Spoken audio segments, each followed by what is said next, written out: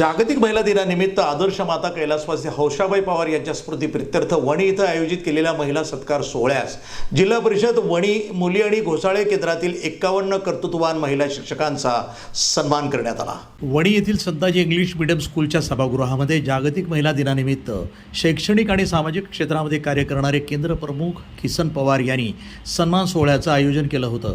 कार्यक्रमासाठी उपस्थित सर्व महिलांना फेटा घालण्यात आला होता। कार्यक्रमाच्या अध्यक्षस्थानी महाराष्ट्र राज्य शासनाच्या कृषी भूषण पुरस्कार विजेते तुकाराम बोराडे हे होते, तर प्रमुख अतिथी म्हणून माजी जिल्हा परिषद सदस्य आणि उपसरपंच विलास कड, माजी पंचायत समिती सदस्य वर्षाताई बर्डे, दिंडोरीच्या नगर उपाध्यक्षा शैलाताई उफाडे, आदर्श शिक्षक दादासाहेब पठाडे, सोपान बोराडे, सुलोचना पवार, सीमा मोरे आदी उपस्थित होते। प्रारंभी वणी केंद्रातील महिला शिक्षिका यांनी स्वागत गीत आणि ईशस्वरण सादर केलं।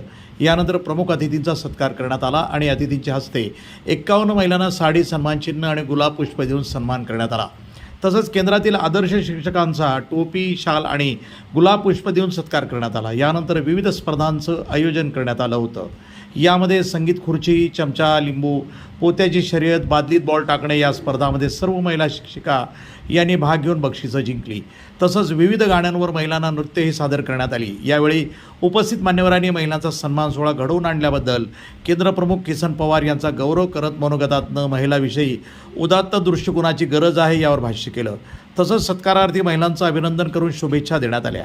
कार्यक्रमाचे सूत्रसंचालन श्रीमती पल्लवी चौधरी, तर आभार सुलोचना पवार यांनी मानले।